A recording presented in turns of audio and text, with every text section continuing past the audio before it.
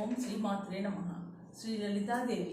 శ్రీ లలితాదేవి గురించి చెప్పాలంటే సాహసమే. లలితా సహస్ర నామార్చన, అష్టోత్తర శతనామావళి ఈ రోజుల్లో ఇంటింటా నిత్య పారాయణగా జరపబడుతుంది. లలితా సహస్ర నామానికి వివరణ రాసిన భాస్కర్ రాయలు మొదటి శ్లోకంగా శ్రీలలితను ప్రార్థించాడు. సర్వాధార శక్తి అయిన లలిత శ్రీమాతగా, శ్రీ మహారాజ్ఞిగా కొనియాడబడింది. విశ్వానికి అతీతమై క్రీడించు శక్తి కనుక లలిత అని వర్ణింపబడింది.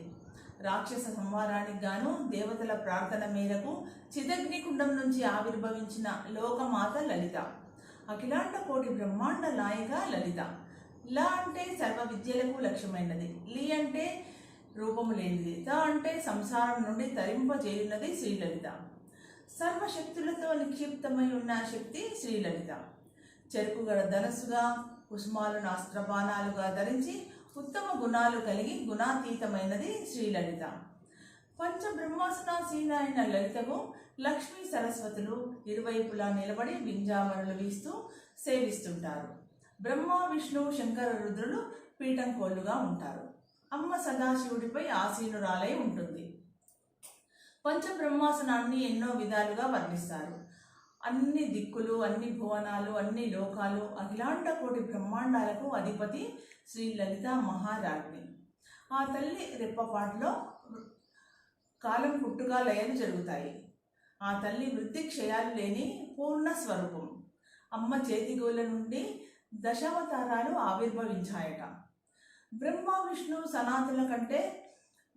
విష్ణు మహేశ్వరుల కంటే సనాతనమైన లలితాదేవి త్రిపుర సుందరిగా కొలవబడుతుంది.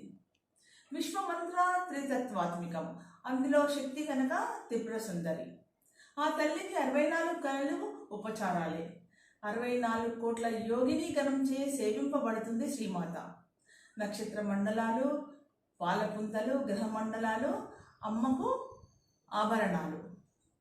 శబ్దం, స్పర్శ, రూపం, రసం, గంధం పంచ తన్మాత్రలతో ఒక బాణాన్ని ధరించి ఉంటుంది తల్లి. లెక్కించరాని ఎంతో మంది మహనీయుల పూజలు అందుకుంటున్న మహాపూజ్య శ్రీ లలిత పరాభట్టారిక. మనం శ్రీమాతను ఈ విధంగా కోరుకోవాలి. ఓ జగన్మాత, నిశ్శబ్దపు గడియల్లో సర్వకాల సర్వావస్థల యందు నీ రక్షణను, నీ ప్రేమను కోరుతున్నాను. నా భక్తి, నాపై ఉన్న నీ ప్రేమ నాలోని బలహీనతలను, భయాలను దూరం చేయుగాక. నిద్రలో, మెలకువలో ఎల్లప్పుడూ నీ స్పృహ కలిగి ఉందునుగాక. ఆ స్పృహ నాలోని స్వార్థాన్ని, అహంకారాన్ని దూరం చేయునుగాక అని దుర్గా భవానిని వేడుకోవాలి. జై శ్రీమాత.